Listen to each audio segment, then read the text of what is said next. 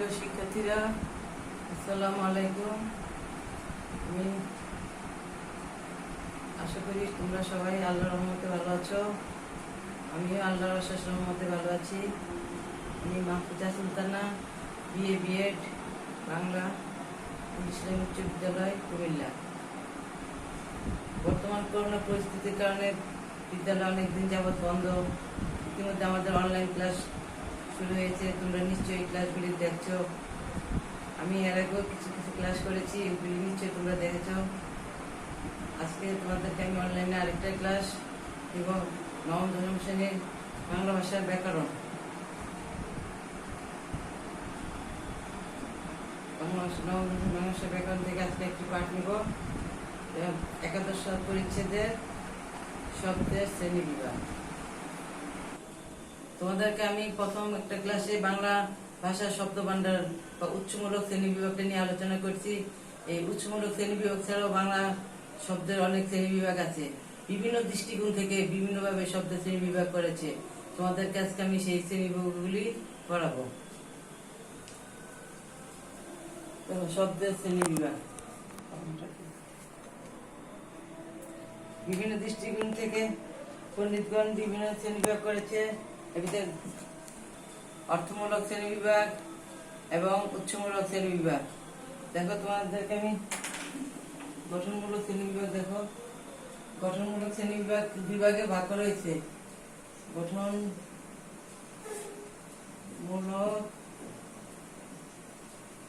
শ্রেণী বিভাগ। গঠনমূলক শ্রেণী বিভাগ দুই প্রকার।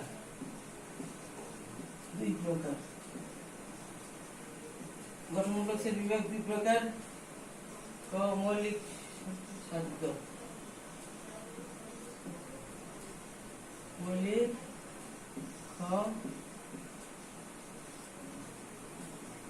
শব্দ। তারপরে আছে তোমার গঠনমূলক শ্রেণী বিভাগ পরে অর্থমূলক শ্রেণী বিভাগ। অর্থমূলক শ্রেণী বিভাগ আবার তিন প্রকার। দেখো তোমরা অর্থমূলক শ্রেণী বিভাগ। অর্থমূলক শ্রেণী বিভাগ, অর্থমূলক শ্রেণী বিভাগ তিন প্রকার।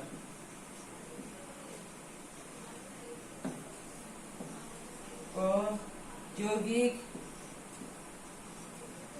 রুড়ি,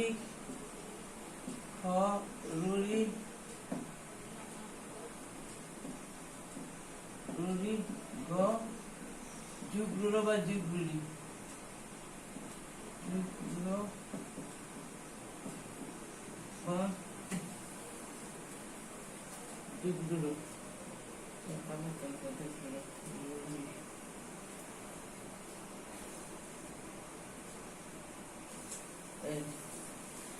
অর্থমূলক শ্রেণী বিভাগ আবার তিন প্রকার: যৌগিক, রুড়ি, যুগরূঢ়। 3 নম্বর দেখো, উৎস বা উৎপত্তি অনুযায়ী বললে এই যে উৎস বা উৎপত্তিমূলক বলে বা উৎপত্তিমূলক শ্রেণী বিভাগ। উৎপত্তিমূলক ও উৎসমূলক বলে এই তোমরা বুঝতে হবে। উৎস বা উৎপত্তিমূলক শ্রেণী বিভাগ 5 প্রকার।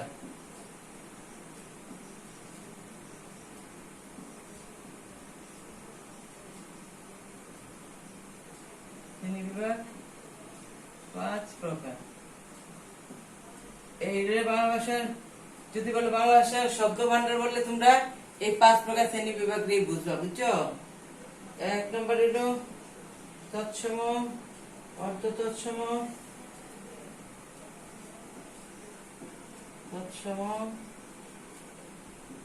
আগে আলোচনা করছি। অর্ধ তৎসম,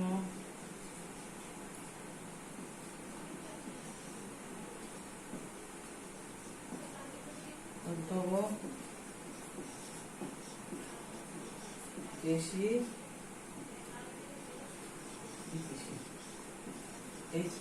এই বাংলাদেশের উচ্চমূলক শ্রেণী বিভাগটা তোমাদেরকে আমি আগে আলোচনা করে ফেলছি। আজকে তোমাদেরকে আমি বাকি দুইটা গঠনমূলক শ্রেণী বিভাগ এবং অর্থমূলক শ্রেণী বিভাগ এই দুই প্রকার নিয়ে আলোচনা করব।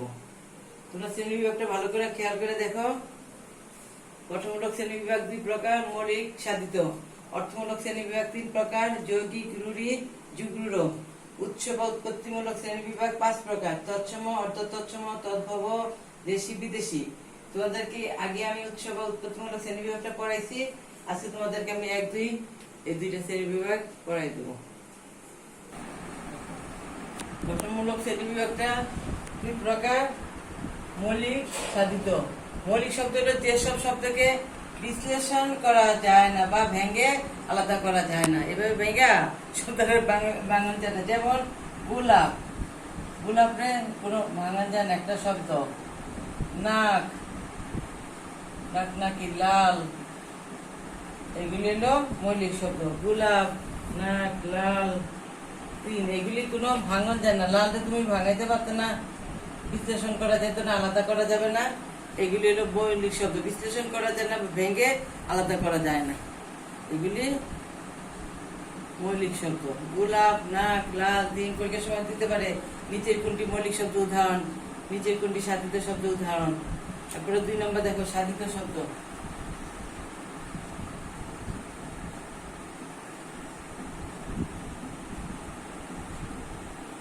সাধিত শব্দ মৌলিক শব্দ বুঝলা, যেসব শব্দ বিশ্লেষণ করা যায় না বা ভেঙে আলাদা করা যায় না। আর সাধিত শব্দ হলো যেসব শব্দকে বিশ্লেষণ করা হলে আলাদা অর্থবোধক শব্দ পাওয়া যায়, সেগুলিকে সাধিত শব্দ বলে। উদাহরণ দেখো, চাঁদ মুখ, চাঁদের মতো মুখ। প্রশাসন, প্রযুগ শাসন। তারপরে আছে গড়মিল, গড় যুগ মিল। তারপরে ডুবুরি, ডুব যুগ উড়ি, ডুবুরি। চলন্ত, চল যুগ অন্ত, চলন্ত। এগুলি সব সাধিত শব্দ। মৌলিক শব্দ, সাধিত শব্দ গেছে। এবার তোমাদেরকে আমি গঠনমূলক শ্রেণীবিভাগটা শেষ হলো, তোমরা ভালো করে আবার দেখো ফুটে। যেসব শব্দকে বিশ্লেষণ করা হলো আলাদা অর্থবোধক শব্দ পাওয়া যায়, সেগুলি সাধিত শব্দ বলে। উদাহরণগুলিও মনে রাখো, পরীক্ষার সময় দিতে পারে। চাঁদ মুখ কোন শব্দ, প্রশাসন কোন শব্দ, গড়, তারপরে ডুবুরি, চলন্ত কোন ধরনের শব্দ পরীক্ষার সময় দেবা। নিচের কোনটি সাধিত শব্দ উদাহরণ, নিচের কোনটি মৌলিক শব্দ উদাহরণ। এরপরে তোমাদেরকে আমি শব্দের পড়াবো। গঠনমূলক শ্রেণীবিভাগ, আমি অর্থমূলক শ্রেণীবিভাগটা পড়াবো।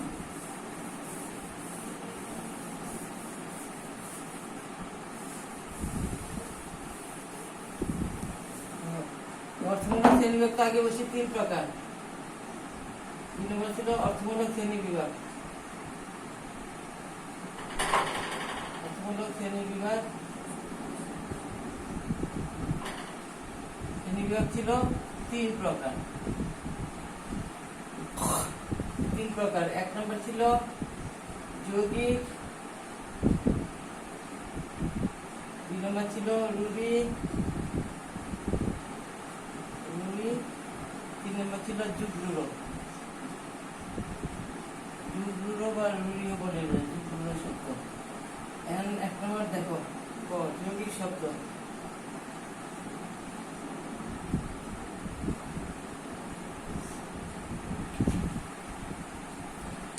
যেসব শব্দের উৎপত্তিগত অর্থ এবং ব্যবহারিক অর্থ এক, তাদেরকে বলা হয় যৌগিক শব্দ। উৎপত্তি হয়েছে যে অর্থ, ব্যবহার হয়েছে একই অর্থ, এটাকে বলা হয় যৌগিক শব্দ। উদাহরণ দেখো, যেসব শব্দ উৎপত্তিগত এবং ব্যবহারিক অর্থ, এটাকে বলা হয় যৌগিক শব্দ। দেখো যৌগিক শব্দ উদাহরণ, গায়ক।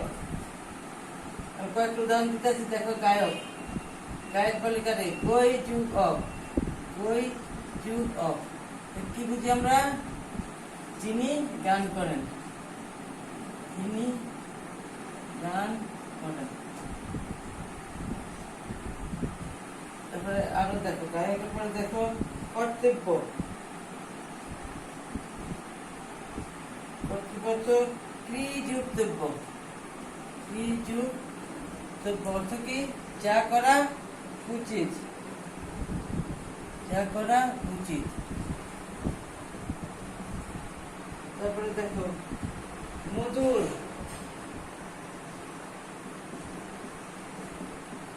মধুযুগ্র,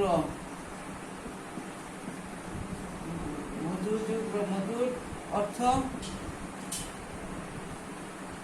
মধুর মতো মিষ্টি।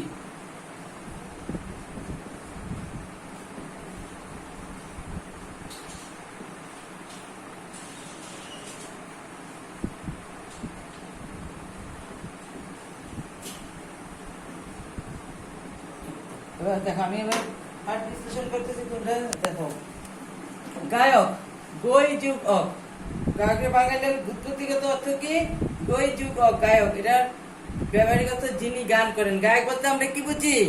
যিনি গান করেন তাকে তো আমরা বুঝি। এটার উৎপত্তিগত অর্থ এবং ব্যবহারিক অর্থ এক, এই জন্য এটা যৌগিক শব্দ। আগেই বলছি যেসব শব্দ উৎপত্তিগত এবং ব্যবহারিক অর্থ এক তাকে বলা হয় যৌগিক শব্দ। গায়ক হলো যিনি গান করেন। আমরা গায়ক বলতে কি? যিনি গান করেন তাকেই বুঝি, এই জন্য এটা যৌগিক শব্দ। কর্তব্য, ক্রিয়াযুক্ত, উৎপত্তিগত অর্থ এবং ব্যবহারিক অর্থ এক। কর্তব্য বলতে আমরা কি বুঝি? যা করা উচিত তাকে বলা হয় কর্তব্য। এটা উৎপত্তিগত অর্থ এবং ব্যবহারিক অর্থ এক, এই জন্য এটাও যৌগিক শব্দ। মধুর, মধু যুগ র, মধুর অর্থ মধুর মতো মিষ্টি গুণযুক্ত। মধুর বলতে আমরা কি বুঝি? যে মধুর মতো মিষ্টি।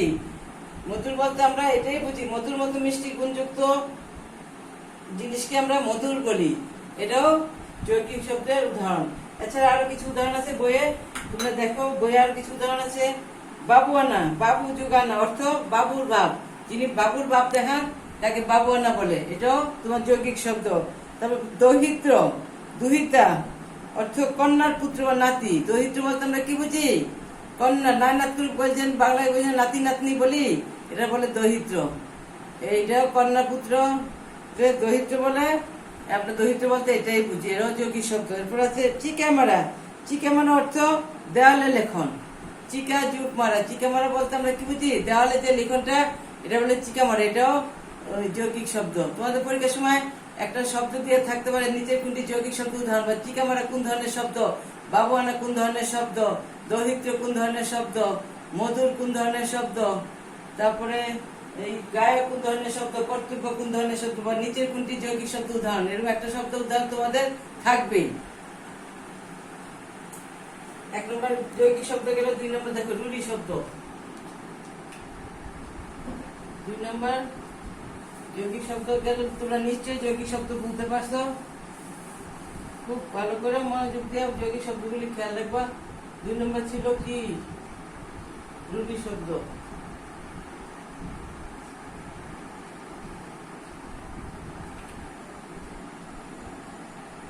যে শব্দের উৎপত্তিগত অর্থ এক কিন্তু ব্যবহারিক অর্থ অন্য। উৎপত্তি হচ্ছে একদিক থেকে, আমরা ব্যবহারের অর্থ বুঝি অন্যরকম, এটা বলা হয় রুড়ি শব্দ। আমি কতগুলো উদাহরণ দিতেছি, তোমরা দেখো। উদাহরণগুলি লেখতেছি, পরে তোমাদেরকে বলবো। উদাহরণগুলি দেখো। রুড়ি শব্দ, হস্তি, হস্ত।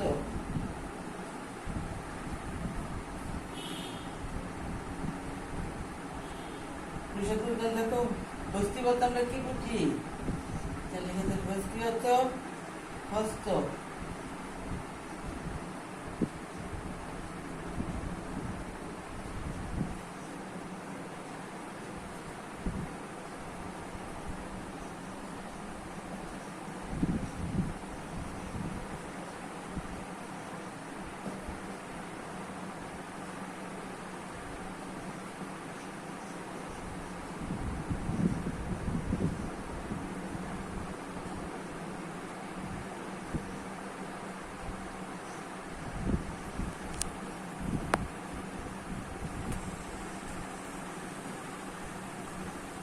গবেষণা, গুজুগাসন অর্থ গরু খুঁজা। গরু খুঁজা, গুজুগাসনে গরু খুঁজা। কিন্তু তারপরে দেখো এরকম বাঁশি। বাঁশি হলো বাঁশ দিয়ে তৈরি যে কোনো বস্তু।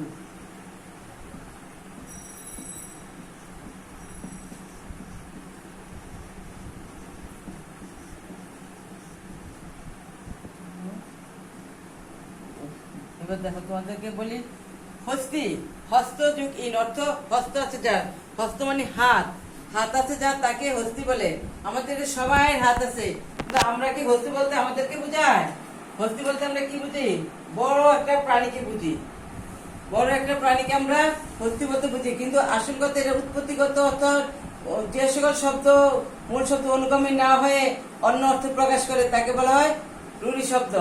হস্তি যুগ ইন, হস্তি অর্থ, হস্তি বলতে আমরা হাতিকে বুঝি, বড় একটা পশুকে বুঝি, কিন্তু হস্তির আসল অর্থ কি?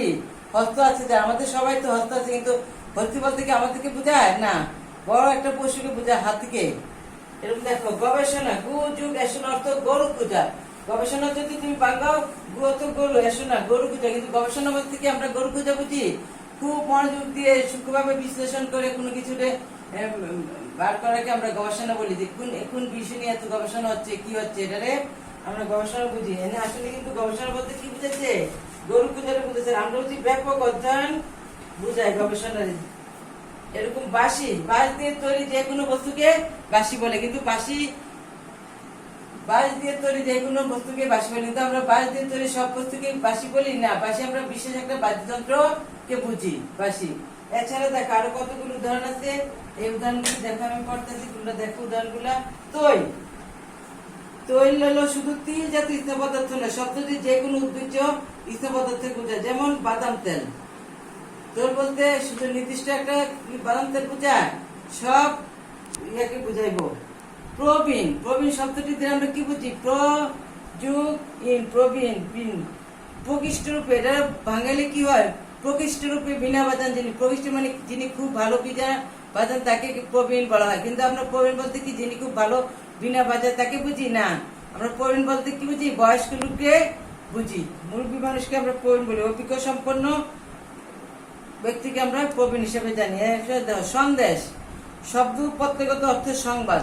সন্দেশ কি, যে কি সন্দেশ আনছো আমার জন্য, মানে খবর আনছো, সংবাদ আনছো।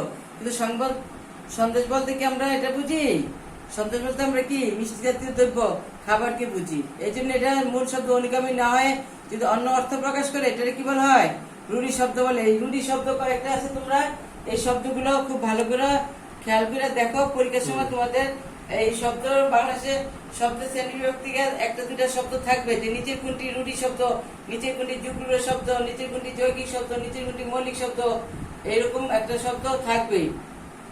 দুইটা গেল, আর আরেকটা আছে গেল, এবার আছে কি যুগ্ম শব্দ। দুটো নিচে ভালো করে মনোযোগ দিয়ে দেখো।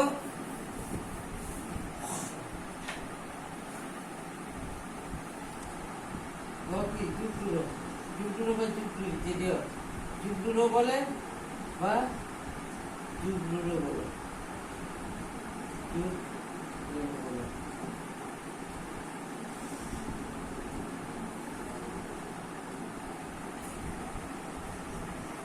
পঙ্কজ। দেখো পঙ্কজ অর্থ কি বুঝি আমরা, পঙ্কে জন্মেছে, পঙ্কে জন্মে যা। পঙ্ক অর্থ প্যাক কাদাকে বোঝায়। আসলে কিন্তু মানে পঙ্ক বলতে কি বুঝি, নির্দিষ্ট একটা, পঙ্কে জন্মে যা,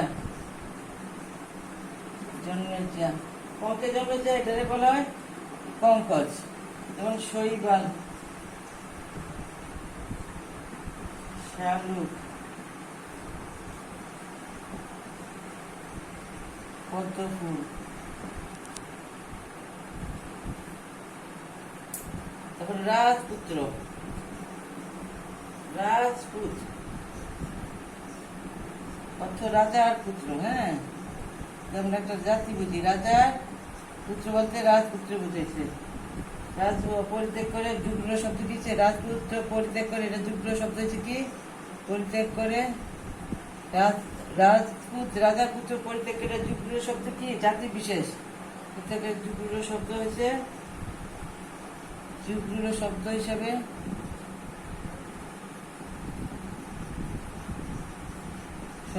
কি হিসাবে ব্যবহার হয়েছে, জাতি বিশেষ।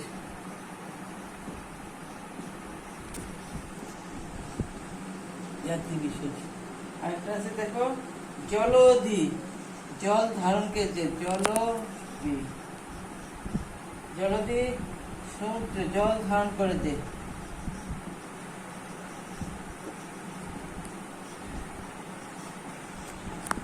ধারণ করে এমন অর্থ, এমন অর্থ জলধি বলে এটাকে।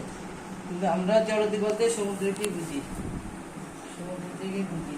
এবার দেখো আমি বলতেছি, শোনো। পঙ্কজ, পঙ্ক হলো কাদামাটি, প্যাক কাদামাটি বলে পঙ্কজ। পঙ্কে জন্মে যায় তাকে পঙ্কজ বলা হয়। কিন্তু পঙ্কজ বলতে প্যাক কাদামাটি বোঝায়। এনে শৈবাল, শালুক, পদ্ম ফুল এগুলি পঙ্কজ বলে। কিন্তু আমরা পঙ্কজ বলতে কাকে বুঝি, শুধুমাত্র পদ্ম ফুলকে বুঝি।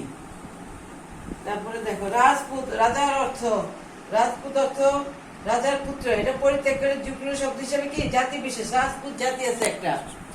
তারপরে আছে জলধি, জল ধারণ করে এমন অর্থ, কিন্তু জলধি বলতে কি পুকুর নদী সবকিছু তো জল যেখানে ধারণ করে তাকে জলধি বলে, কিন্তু আমরা জলধি বলতে একমাত্র কি সমুদ্রকেই বুঝি। কিন্তু জলধি অর্থ যে জল ধারণ করে তাকে জলধি বলা হয়, কিন্তু আমরা জলধি বলতে শুধুমাত্র সমুদ্রকে বুঝেছি। তোমরা এই দেখো এর দূর পর্যন্ত হইলো অর্থমূলক শ্রেণী বিভাগ শেষ হইলো এই পর্যন্ত। আর উৎসমূলক শ্রেণী বিভাগটা তোমাদেরকে আমি প্রথমে পড়াইছি, এটা আজকে আর দরকার নেই। আজকে দুইটা রইলে দুইটা ভালো করে দেখো। শব্দ শ্রেণী বিভাগ শব্দগুলি খুব ভালো করে মনে রাখবো, পরীক্ষার সময় দুই একটা শব্দ তোমার অবজেক্টিভে থাকে। নিচের কোনটি যৌগিক শব্দ উদাহরণ, মৌলিক শব্দ উদাহরণ, রূঢ়ি শব্দ উদাহরণ, যুগ্ম শব্দ উদাহরণ। বইতে এই কয়টা শব্দ আছে, তোমরা এই কয়টা শব্দই ভালো করে পড়ো, এর ভিতরেই তোমরা কমন থাকবে। আজকের পাঠ এ পর্যন্তই রইল। শব্দ শ্রেণীটা তোমরা খুব ভালো করে দেখবা, আবার আগামী ক্লাসে দেখা হবে। ততক্ষণ পর্যন্তই শেষ। যাওয়ার আগে তোমাদেরকে করোনা পরিস্থিতি সম্পর্কে একটু উপদেশমূলক কথাবার্তা বলি। বর্তমানে করোনা পরিস্থিতি কারণে যদিও মানুষ বাইরে চলাফেরা করে, কিন্তু করোনা পরে কিন্তু এখনো যায় নাই, করোনা কিন্তু এখনো আছে। বাইরে গেলে তোমরা অবশ্যই মাস্ক ব্যবহার করবে। বাইরেতে যদি জরুরি প্রয়োজনে বাড়িতে, জরুরি প্রয়োজন না থাকলে বাইরে হওয়ার প্রয়োজন নাই। একান্ত যদি বাইরে যেতে হয় মাস্ক অবশ্যই ব্যবহার করবে। কিছুক্ষণ পর পর এমনিতেই হাত দিয়ে নাক মুখ চোখ স্পর্শ করবে না। এই জন্য কি হাত সাবান দিয়ে 20 সেকেন্ড লাগিয়ে ধুইবা, হাত পরিষ্কার রাখবো। কারণ হাত দিয়ে তোমরা মুখ ধরবা, চোখ ধরবা, নাক ধরবা, এর মাধ্যমে কি জীবাণু ছড়ায়। খুব সাবধানে থাকবে। ভালো থেকো। আল্লাহ হাফেজ।